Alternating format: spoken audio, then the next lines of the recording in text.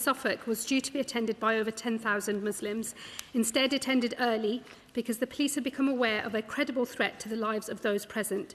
They acted with speed and skill, and I thank Suffolk Police, Counter-Terrorism Policing and the organisers for their swift and effective response. Thanks to their actions, those attending the UK Ijtima in Barham were kept safe.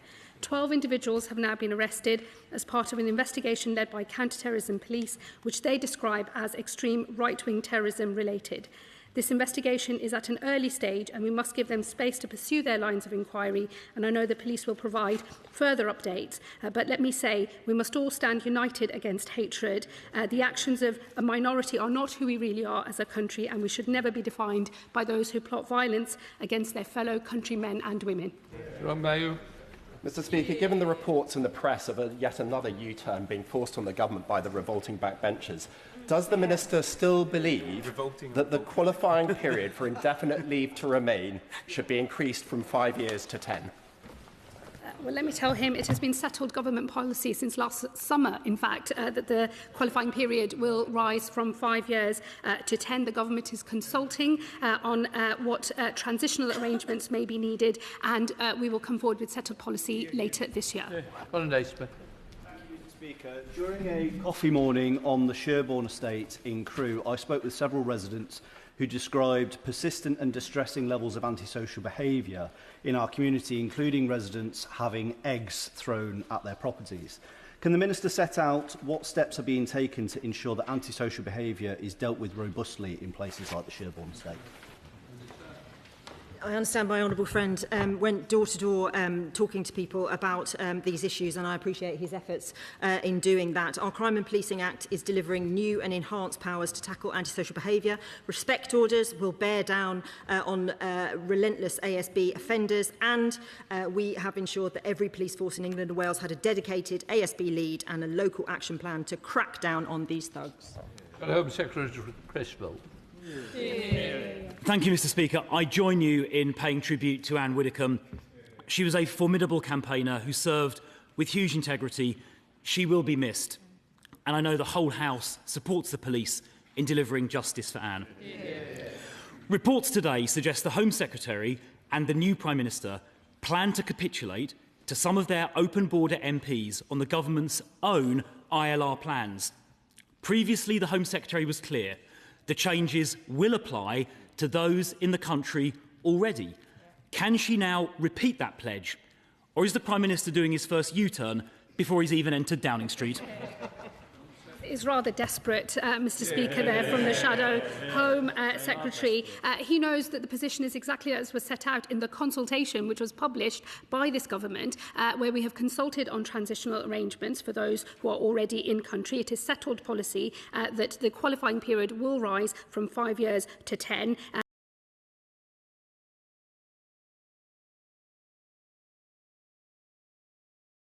From 5 years to 10. It is the implementation of that that is being consulted upon, and we will have a settled policy later this year.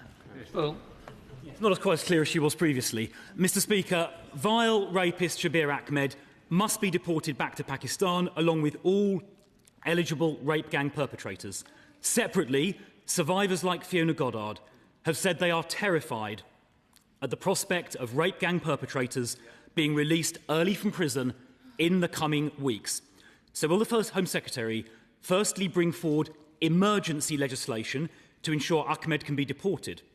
And secondly, will she urgently make the changes needed to ensure that no rapists will ever be eligible under the government's expanded early release scheme?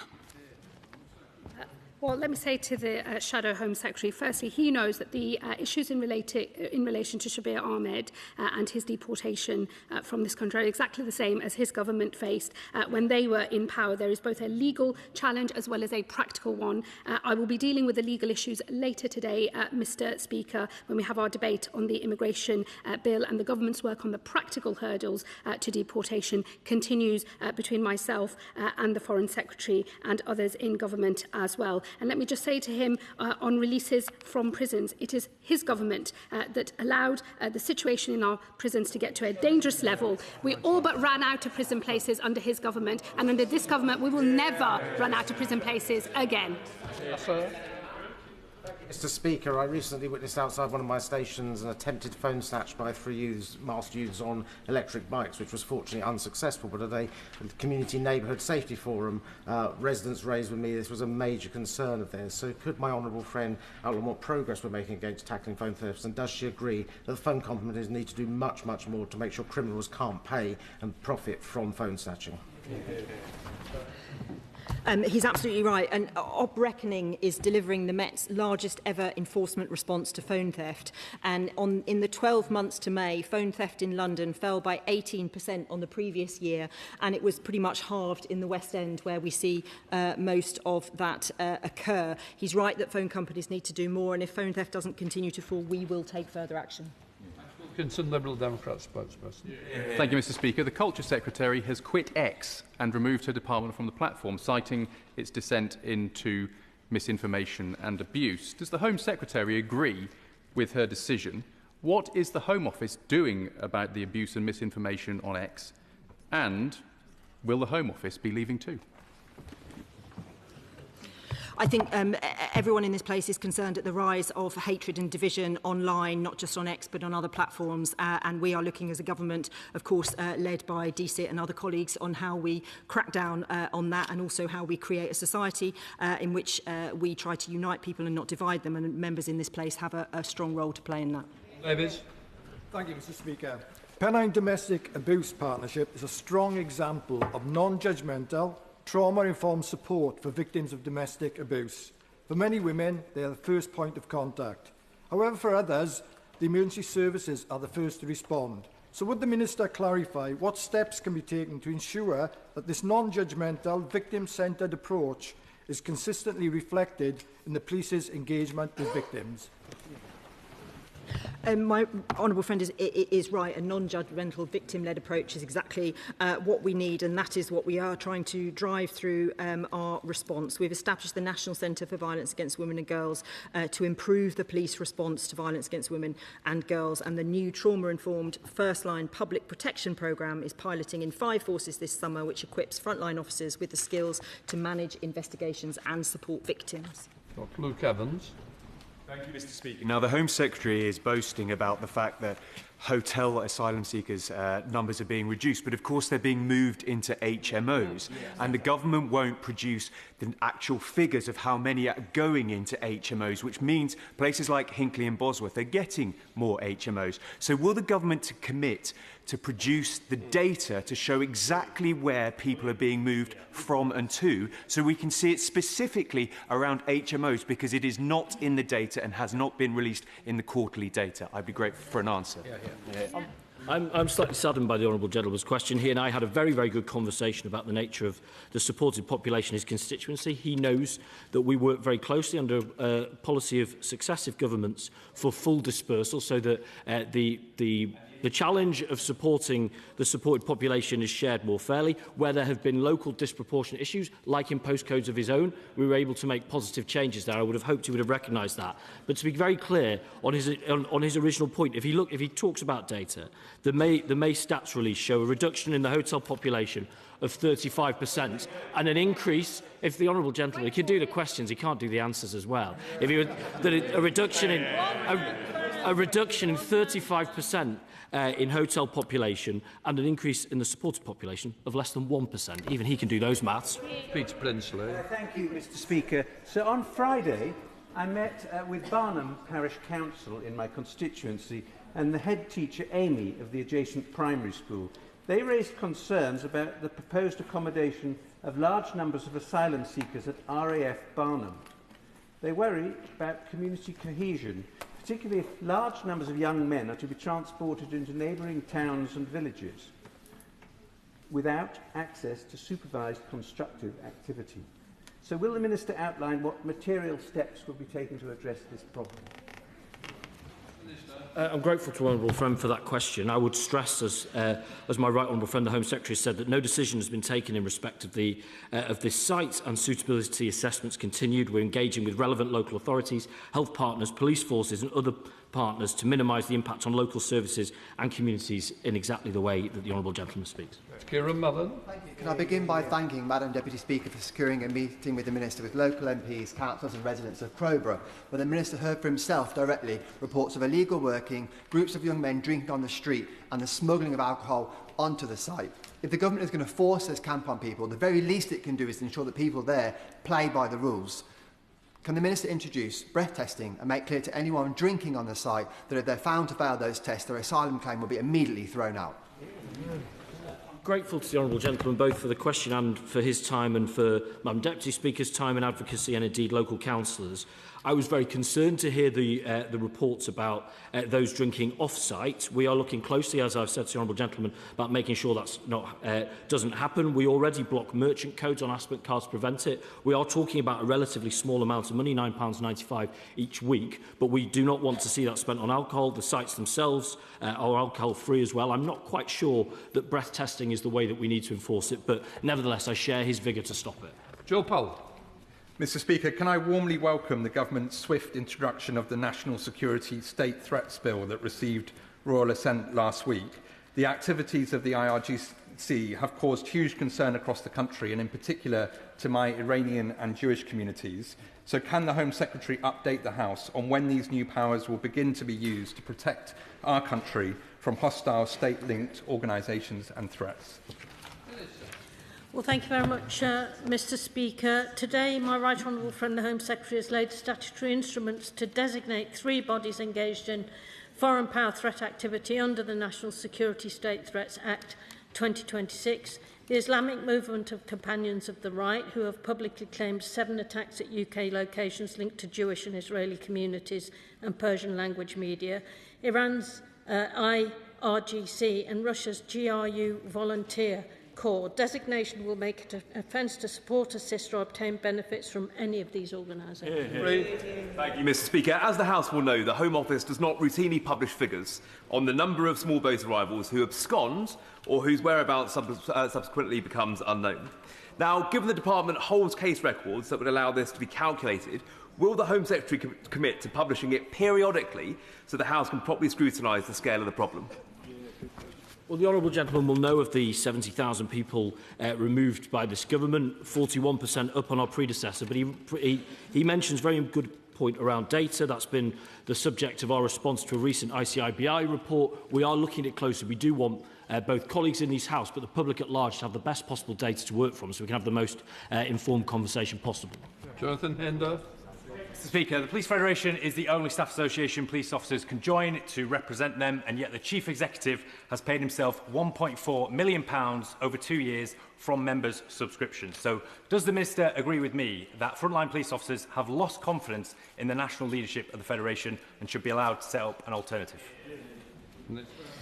As he knows, the Chief Exec is no longer in post. We are clear that the pace of change is not fast enough. We have made clear in the Police Reform White Paper that we will bring forward any reforms necessary to ensure that the interests of rank and file officers are properly, effectively and robustly represented. It is important also to say that there are good members of the Police Federation who are working across the country doing brilliant work, including those that I met in Newcastle. So we do need to tread carefully, but he's absolutely right to raise this issue. Thank you, Mr Speaker. My constituents in Meriden and Solihull East are greatly concerned about abuse of the ECHR, including Article 8. They deem cases like the Albanian criminal who was not deported because his own son wouldn't eat foreign chicken nuggets as an insult. And the Home Office's own legislation analysis shows that abuse of the ECHR costs about £4.9 billion. I know the Home Secretary wants to reform the ECHR, but can she accept that if this runs out of road, then Britain should be allowed to forge its own way on human rights law, including leaving the ECHR? Well, the ECHR provides important protection both for ourselves and abroad. But we have been clear that we inherited a system without order and without control, and we're restoring that order and control to the system. Part of that is reform of Article 8 of the ECHR, exactly as the Honourable Gentleman says. And if he does have the vigour to support such action, he won't have to wait longer. In fact, 10 o'clock tonight, he'll have the chance to show it. Owen Perkins. Thank you very much, Mr Speaker. Migrants who come in to work in our National Health Service and in other crucial aspects of our employment sector are tremendously welcome and should be encouraged. But I have seen cases in Chesterfield that have been surprising in terms of the number of familial applications that have accompanied the arrival of a single worker. And I just wonder whether the Secretary of State can tell us from her perspective whether she thinks that the family visa regime is working as it was intended and whether it is an area that's right for reform. I mean, I do agree with the honourable gentleman. He will know that we suspended family reunion, but with family roots more generally, we believe, as we set out in our white paper over a year ago, that reform is overdue of that system. We'll be introducing a new family policy that creates a fairer and more consistent framework. Chris Cotland. Thank you, Mr. Speaker. 3 years ago, my 22-year-old constituent Hannah Byrne, whose family is here, died on the first night of her holiday in Corfu. 2 British women left the scene without ever being interviewed by police. We know the Greek authorities have submitted 2 requests to the Home Office for mutual legal assistance, but the family know little else. Will the Minister meet with me and the family to help them get the closure and answers that they so desperately need? And thank you, Mr. Speaker. Firstly, I'd like to extend my sincere condolences to the family following the tragic death of Hannah. But you'll appreciate that in line with legal confidentiality obligations, I can neither confirm nor deny whether a request for mutual legal assistance has been made or received. And it would be inappropriate for me to comment on an investigation in another jurisdiction. I am happy to meet the honourable gentleman if that's what he wishes. David Smith. Mr. Speaker, 2 months ago, my constituent and farmer Ian McKee was subjected to a burglary in which his workshop was broken into and a quad bike was stolen. According to Mr McKee, this is a crime that is happening more frequently, more boldly in North Northumberland. So what reassurances can the Minister give me about rural crime and the seriousness with which the government is taking it? Can I say how sorry I am to see his constituent being a victim of crime in this way? Of course, we are funding the Rural Crime Unit and we are putting neighbourhood police back into every neighbourhood. That includes our rural areas where every single person, wherever they live, will have a named contactable officer that they can get in touch with. We're also doing what we can in terms of legislation to stop this kind of crime, but I'm happy to speak to him again about it. Pete Wishart. Speaker, there was some truly shocking and appalling scenes in Glasgow last week, fuelled by misinformation about the accommodation of asylum seekers. People were harassed in their own homes and roads were blocked. When will they finally take on the spread of misinformation? And will they finally recognise the real threat posed by the right wing who are ready to take advantage and exploit these situations? I mean, we recognise that threat. We monitor hundreds of protests a year. In a democracy, people have to be able to make their case, but that should never tip into harassment, abuse, or the type of disruption that the honourable gentleman talks about. Our job is firstly to fix the system, and I hope he will support us tonight in this venture, but we are very clear we will not accept harassment, intimidation, or any other type of prejudice. Bruce Webb. Thank you, Mr. Speaker. Over the last 2 years, I've led the charge to ask for our Asylum Hotel to be closed. Last week, the final family and individuals left the hotel. Thousands have joined me in calling on Britannia to finally refurbish the Metropole Hotel, which is a massive eyesore on our Golden Mile. So will the Minister join me and thousands of residents in Blackpool calling on Britannia to put the hand in the pocket and finally restore this golden crown jewel on our seafront? Well, Mr. Speaker, like many honourable and right honourable members, I've got very, very fond memories, childhood and adulthood, of Blackpool. And I'm glad to see the Metropole being back on the journey to its proper purpose, because I know that it's a crucial part of the Golden Mile. I'm not sure it's within my ministerial remit to direct refurbishments of hotels. Nevertheless, I want it to be the best possible asset for his community, and I've offered to come with him to help promote the local economy in order to ensure that it is. I thank the Home Secretary and welcome the Government's decision to move to prescribe the IRGC. Many of us campaigned for this and in fact were sanctioned by Iran for doing so. Far too many of our previous Prime Ministers and Foreign Secretaries bought the fallacious argument that this was going to prevent diplomatic relations with Iran. Now the Home Secretary has chosen to do this. How will she enforce this so we quickly stamp out all the activities of this terrible organisation from our country and ensure it never takes root again? I'd say to the honourable gentleman, thank him for his contribution. I would just say that the government has passed new legislation in order to allow for the designation of the organisations that my honourable friend referenced earlier today, and that includes the IRGC. The designation tool means that they are now brought within the context of the National Security Act, and I do expect that when our laws are broken, prosecutions will follow. He knows that we've had some success with National Security Act investigations. I expect that to continue. The scampi catching sector in Northern Ireland is currently reliant on foreign seasonal workers. In order to stay afloat, the sector needs around 66 visas, valid for just 7 months of the year.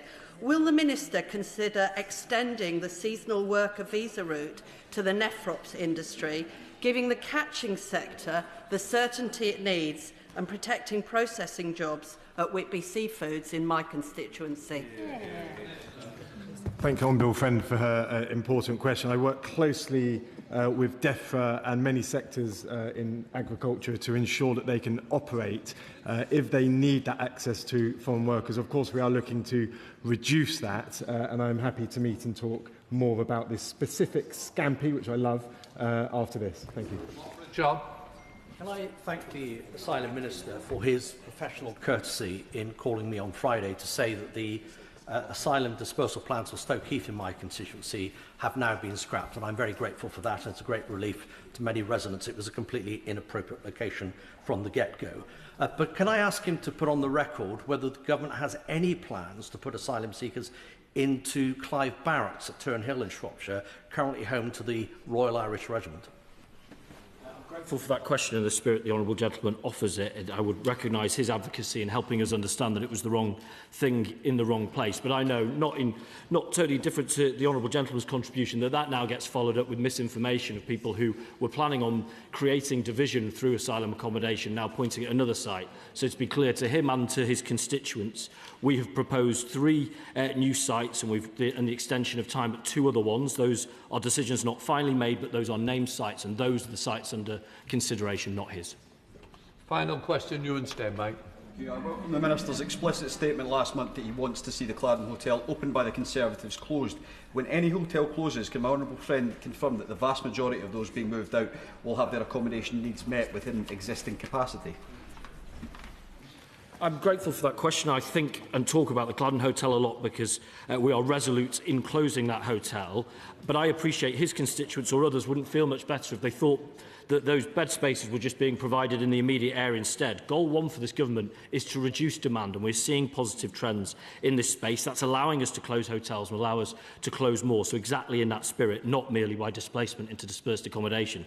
As I said earlier, a decrease in 35%, Mr Speaker, in hotel accommodation, an increase in dispersed accommodation of less than 1%. Excellent. Let the front bench